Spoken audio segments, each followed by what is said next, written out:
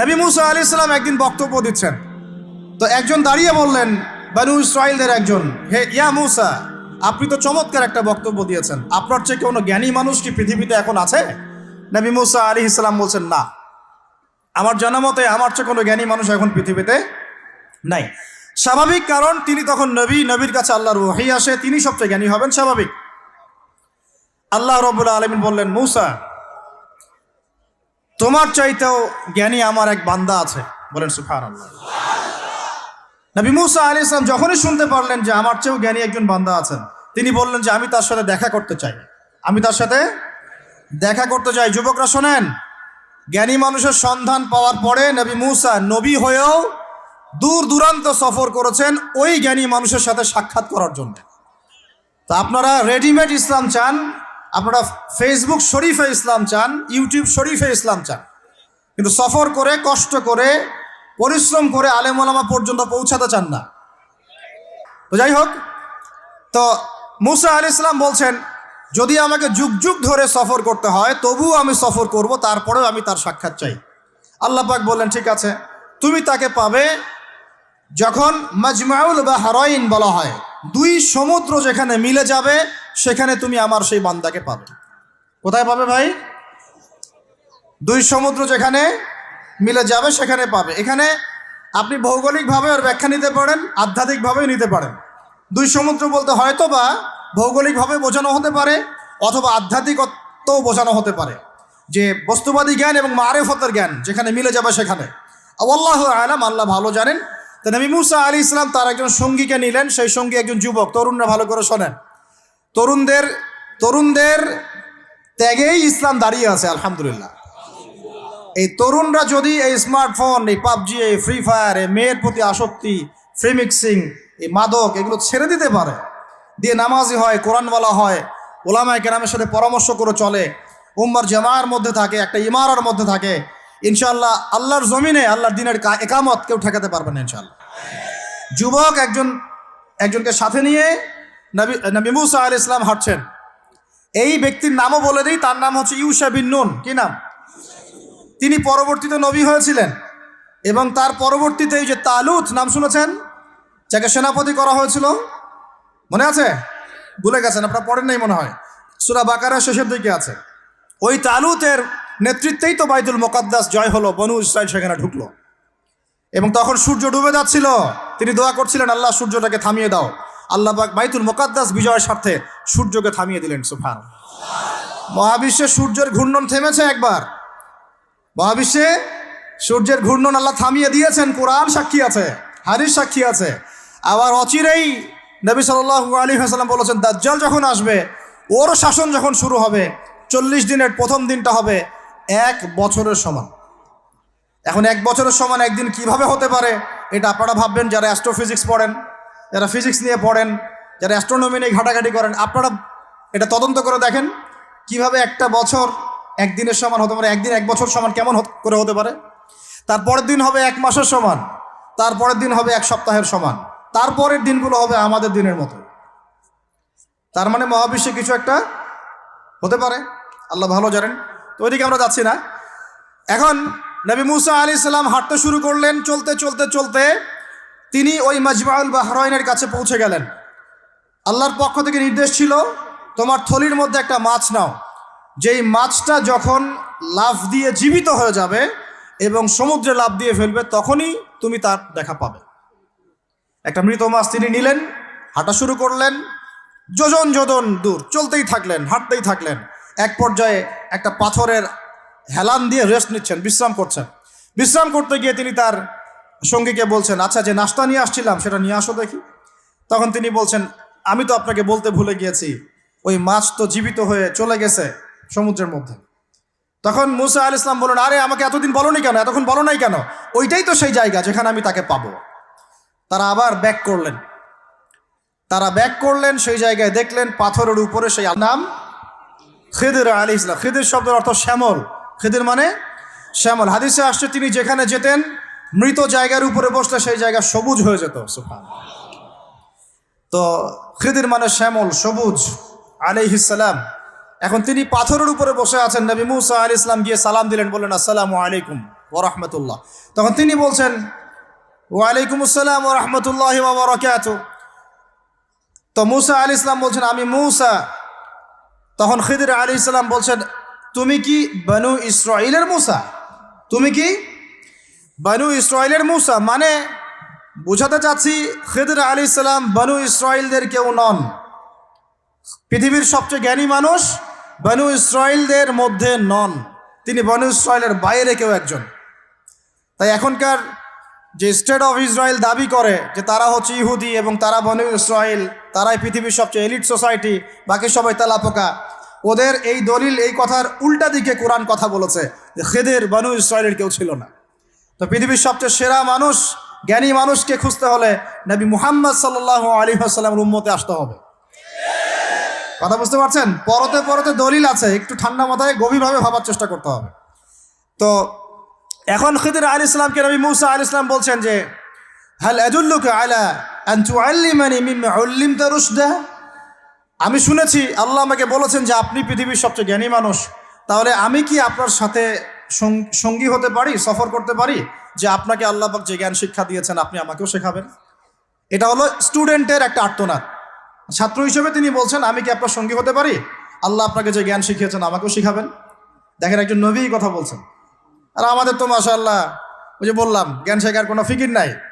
6 মাসের একটা কোর্স করতে পারি না, কোরআন তেলাওয়াত শিখবো 3 মাসের কোর্স করতে পারি না, 3 ঘন্টা ওয়াজ শুনতে রাজি, 3 ঘন্টা আমরা বই পড়তে পারি না। তো এই প্রজন্মটা দিয়ে হবে না ভাই। আমি আপনাদেরকে পরিবর্তন করতে চাই, আল্লাহ পাক যেন কবুল করেন, তৌফিক দান করেন। এখন খিদির আলাইহিস সালাম বলছেন ইন্নাকা লান তাসতাতিআ মাইয়া সাবরা। টিচারের কি কথা, কি দূরদর্শিতা! টিচার বলছেন যে তুমি তো আমার সাথে সবর করতে পারবে না। সঙ্গী হওয়ার আগেই কথা বলা শেষ। আপনি এসে আমাকে বলছেন ভাই আপনার সাথে কি সফর করতে পারি, একটু এলেম শেখাবেন, আর আমি বলছি আপনি তো সবর করতে পারবেন না। তো কি পরিমাণ জ্ঞান, গভীরতা, দূরদর্শিতা থাকলে, ভবিষ্যৎ সম্পর্কে দূরদর্শিতা থাকলে তিনি আগেই বলতে পারেন যে আপনি সবর করতে পারবেন না। ক্লাসে আপনি পড়িয়েছেন মনে করেন 100 জন বাচ্চাকে, শেষে আপনি বললেন যে অমুক আব্দুর রহমান সে ফার্স্ট হতে পারে, এবং আব্দুর রহিম তুমি ভালো স্টুডেন্ট না, তুমি দুষ্টামি করো, পড়াশোনা করো না, তুমি ফার্স্ট হতে পারবে না, লাস্ট হবা তুমি। তো রেজাল্টের দিন দেখা গেল সত্যি সত্যি আব্দুর রহমান ফার্স্ট হয়েছে, আব্দুর রহিম লাস্ট হয়েছে। তার মানে কি টিচার গায়েবের খবর জানে? এটা কি তার হিকমা, তার প্রজ্ঞা, তার বাসিরা, তার অভিজ্ঞতা? আল্লাহ পাক তাকে সেই জ্ঞানটা দিয়েছিলেন। তো মূসা আলাইহিস সালামকে মুখের উপর বলে দিলেন যে তুমি তো আমার সাথে সবর করতে পারবে না। মূসা আলাইহিস সালাম বলছেন সাতাজিদুনি ইনশাআল্লাহু সাতাজিদুনি ইনশাআল্লাহু সাবিরান ওয়ালা আ'সি লাকা আমরা। ইনশাআল্লাহ আপনি আমাকে ধৈর্যশীল পাবেন এবং আমি আপনার কাজে কোনো বিঘ্ন সৃষ্টি করব না। তখন তিনি বলছেন ঠিক আছে, যদি তুমি আমার সাথে যেতেই চাও তাহলে ফালা তাসআলনি আন শাই, আমার সাথে চলতে গেলে কোনো প্রশ্ন করা যাবে না। কেমন টিচার! টিচার দেখেন, আমার সাথে চলো, জ্ঞান অর্জন করতে চাও করো, কোনো প্রশ্ন করতে পারবে না। একটা হাদিসেও আসছে একটা কম ধ্বংস হয় যখন নবীদেরকে অতিরিক্ত প্রশ্ন করে, এটা কেন, ওইটা কেন, ওইটা কেন। বেশি প্রশ্ন করতে হয় না, অতিরিক্ত প্রশ্ন করতে হয় না। তো যাই হোক, সফর শুরু হলো। ফানতালাকা, তারা হাঁটা শুরু করলেন। হাত্তা ইযা রাকিবা ফিস সাফিনাতি খারাকাহা। চলতে চলতে একটা নদী আসলো। তো এই নদীর পার হয়ে আরেক জায়গায় যেতে হবে, কিন্তু এটা পার হওয়ার জন্য তাদের কাছে অর্থ নাই। এক নৌকার মাঝি সে বিনামূল্যে এটাকে পার করার জন্যে প্রস্তাব দিল, ঠিক আছে বিনামূল্যে পার করে দিব। সেই নৌকায় করে তারা যখন যাচ্ছেন, যেতে যেতে তীরে পৌঁছার আগেই সেই নৌকার তলদেশটা খিদির আলাইহিস সালাম ফুটা করে দিলেন। নেন এখন কি কাজটা দেখে কি ভালো মনে হচ্ছে না খারাপ? আমি আপনার গাড়িতে করে ধরেন যাচ্ছি, গাড়িটা যখন আপনি আমার বাসা পর্যন্ত পৌঁছে দিবেন তার আগে নামলাম, নাইমা আপনার টায়ার 4টা পাস্ট করে দিলাম, আপনি আমাকে কি বলবেন?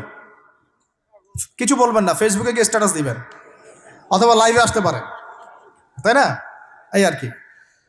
তো নবী মূসা আলাইহিস সালাম রিয়াক্ট করলেন যে লাকাদ জি'তা শাইআন ইমরা, আপনি তো একটা অন্যায় কাজ করলেন মনে হচ্ছে। এটা কেন করলেন? যারা আমাদেরকে বিনামূল্যে বিনা পারিশ্রমিকে পার করে দিল, আপনি ওই নৌকা ফুটা করে ফেললেন। তখন খিদির আলাইহিস সালাম বললেন যে আমি তো তোমাকে বলেছি, আলা মা কুল্লাক, আমি কি তোমাকে বলি নাই ইন্নাকা লান তাসতাতিআ মাইয়া সাবরা, তুমি আমার সাথে সবর করতে পারবে না? মূসা আলাইহিস সালাম বলছেন যে ঠিক আছে, আমি যে ভুলে গিয়েছি এজন্য আমাকে পাকড়াও করেন না। আমি যে ভুলে গিয়েছি এই কথাটা, এই জন্য আমাকে পাকড়াও করেন, একটা চান্স দেন আমাকে। তো ঠিক আছে চলো আবার ফানতালাকা, আবার তারা চলা শুরু করলেন। হাত্তা ইদা লাকিয়া গুলামান ফাকাতালাহ, এবার একটা ছোট্ট বালকের সাথে দেখা হলো। এই 8 বছর 10 বছর বয়স হবে, এই গোলাম বালকের সাথে দেখা হলো। ফাকাতালাহু, এবার খিদর আলাইহিস সালাম তাকে হত্যা করলেন। একটা বাচ্চাকে, এটা কেমন হলো? নৌকা ফুটা করার চেয়ে বেশি ভারী না হালকা? আরো ভারী। মুসা আলাইহিস সালাম বলছেন লাকাদ জি'তা শাইআন নুকরা, আপনি তো এবার জঘন্য একটা কাজ করলেন, আপনি তো পুরো একটা নিষ্পাপ বাচ্চাকে হত্যা করে ফেললেন। তারপরে বললেন যে এরপর যদি আর একটা প্রশ্ন করো তাহলে তোমার সাথে আমার আর চলা হবে না, লাস্ট চান্স। ঠিক আছে চলেন।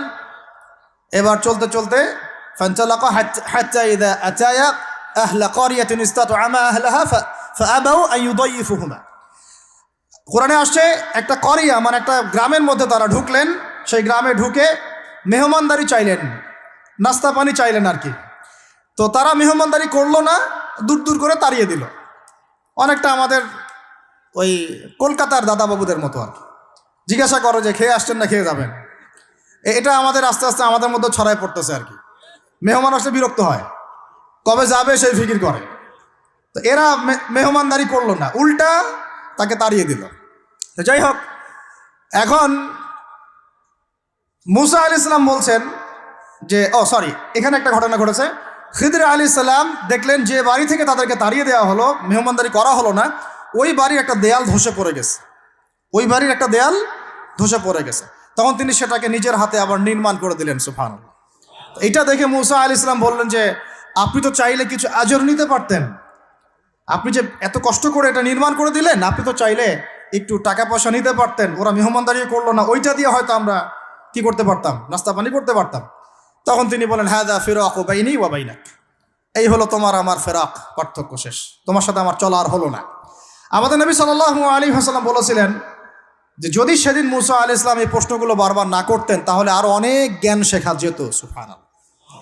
তখন তিনি বলছেন ঠিক আছে, হাযা ফিরাকু বাইনি ওয়া বাইনাক সাউনাব্বিউকা বিতাউইল মা লাম তাস্তাতি আলাইহি সাবরা, তবে যাওয়ার আগে আমি তোমাকে জানিয়ে দিব এই 3টা ক্ষেত্রে মূল ঘটনা কি ছিল যে বিষয়ে তুমি সবর করতে পারো নাই। আম্মা সাফিনা, ওই যে সাফিনা বা নৌকা, আম্মা সাফিনাতু ফাকানা লিমাসাকিন ইয়ামালুনা ফিল বাহর, ওই যে সাফিনা বা নৌকাটা ওইটা ছিল মিসকিনদের, মিসকিন মানে বলা হয় কি হতদরিদ্র মানুষ, জেলে টাইপের, যাদের কিছু নাই, নৌকায় মানে সমুদ্রে মাছ ধরে ধরে খায়, এরকম কিছু মানুষের ওই সাফিনা বা নৌকাটা ছিল। এবং ওদের পিছনে ছিল একটা মালিক, মালিক মানে এখানে জলদস্যু। যদি ওই সাফিনা বা নৌকাটা আমি ছিদ্র না করতাম, ওই জলদস্যুরা এটা ভালো অবস্থায় পেলে ছিনতাই করে হাইজ্যাক করে নিয়ে যেত। আমি যেহেতু ফুটা করে দিয়েছি এই জন্য এটা ত্রুটিযুক্ত, এই নৌকাটা তারা আর নিবে না। তোমার কাছে বাইরের চোখ দিয়ে মনে হয়েছে যে আমি একটা অন্যায় করেছি, আসলে আমি তাদের উপকারী করেছি। বুঝতে পারছি বাইরের চোখ ভিতরের চোখ কি জিনিস। আচ্ছা, তারপরে ওয়াম্মাল গুলামু ফাকানা আবওয়াহু মুমিনাইন ফাখাশিনা আন ইউরহিকাহুমা তুগয়ানা ওয়া কুফরা। সুবহানাল্লাহ। এটা আমাদের এই যে শাহবাগী প্রজন্মের জন্য একটা প্রযোজ্য আর কি। কেন বলছি শুনেন ভালো করে। এবার ইনি বলছেন যে ওই যে বাচ্চাটাকে আমি হত্যা করেছি, এই বাচ্চাটা যদি বড় হতো, এই বাচ্চাটা যদি বড় হতো, সে নিজে তো কাফের হতোই, বড় কাফের, এর পিতা মাতাদেরকেও পর্যন্ত কুফরির মধ্যে নিয়ে আসতো। মানে একটা কাফের প্রজন্ম তো তৈরি করতোই, বরং এই কাফের মানুষকে কাফের করার জন্য নাস্তিক মুরতাদ বানানোর মিশন নিয়ে মাঠে নামতো। মেলে না? ওই জন্য আমি ছোটবেলায় এদেরকে হত্যা করে দিয়েছি যাতে বড় হয়ে কাজটা করতে না পারে। কথা বুঝতে পারছেন? আর তিনি বলছেন আমি এটা নিজের ইচ্ছায় করি নাই, ওমা ফাআলতুহু আন আমরি, আমি এটা নিজের ইচ্ছায় করি নাই, এটা আল্লাহ পাকের আদেশ ছিল। বলি সুবহানাল্লাহ।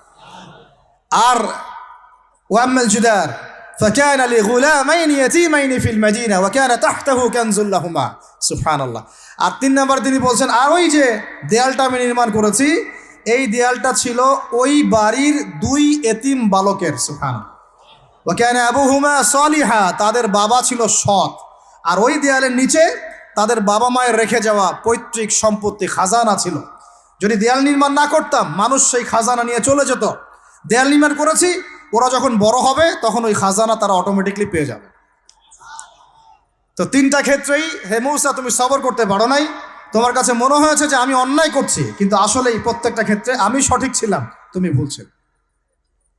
এখানে একটা চমৎকার শিক্ষা আছে, একটা চমৎকার গভীর একটা শিক্ষার ব্যাখ্যা আছে, অন্তর্দৃষ্টির শিক্ষা, যে শুধুমাত্র বাইরের চোখ দিয়ে আর বাইরের এইসব সাক্ষরতার হাত দিয়ে, সার্টিফিকেট দিয়ে, নাম সিগনেচার করে, এত এত বইপত্র পড়েই মানুষ প্রকৃত শিক্ষিত হয় না। একটা গভীর একটা বুঝ দরকার, আল্লাহর মারেফত দরকার, আল্লাহর নূর দরকার, তাসকিয়া দরকার, দূরদর্শিতা দরকার, যেটাকে আমরা হিকমা বলি। ওয়ামা ইউতিল হিকমা ফাকাদ উতিয়া খায়রান কাসীরা। আল্লাহ বলেছেন, যাকে হিকমা এবং প্রজ্ঞা দেওয়া হয়েছে তাকে অনেক প্রচুর প্রচুর কল্যাণ দিয়ে দেওয়া হয়েছে। এখানে দেখেন, একজন নবী হয়েও তিনি বুঝতে পারেন নাই এই তিনটা ঘটনার পিছনের কারণ কি, অথচ খিদর আলাইহিস সালামকে আল্লাহ পাক এমন জ্ঞান দিয়েছিলেন যেই জ্ঞান দিয়ে তিনি ব্যাখ্যা করলেন যে পিছনের কারণ কি ছিল। এখন এই ঘটনাটা আপনার আমার জন্য শিক্ষাটা কি, এই যুগের সাথে কি সম্পর্ক? আমি বলেছি সূরা কাহাফ আপনাকে দাজ্জাল থেকে বাঁচাবে। আমি বলেছি সূরা কাহাফ সেই সূরা যা আপনার অন্তর্দৃষ্টি, ভিতরের চোখ খুলে দিবে, আপনার কলবে নূর নিয়ে আসবে। আপনি এমন কিছু দেখবেন, বুঝবেন, শুনবেন যা সবাই বুঝতে পারছে না, সবাই শুনতে পারছে না, সবাই দেখতে পারছে না। এখন বাইরের চোখ দিয়ে আপনি দেখছেন পুরো বিশ্বে মুসলমানদের, কোটি কোটি মুসলমান, একদম 60টা 70টা 100টা রাষ্ট্র, কত মিলিটারি বাহিনী, কত আমাদের প্রযুক্তি, কত পুলিশ, কত র্যাব, কত আমাদের পলিটিশিয়ান দিয়ে ভর্তি। আদতে ভিতরের চোখ দিয়ে দেখলে আপনি দেখবেন পুরো বিশ্বের এই লক্ষ কোটি মুসলমান আজকে জাতিসংঘের হাতে বন্দী হয়ে গেছে। ও যদি বলে ডানে যাও, মুসলমানরা ডানে যায়, যদি বলে বামে যাও, মুসলমানরা বামে যায়, কিছুই করার নাই। এটা ভিতরের চোখ দিয়ে আমরা দেখছি, ভিতরের চোখ দিয়ে।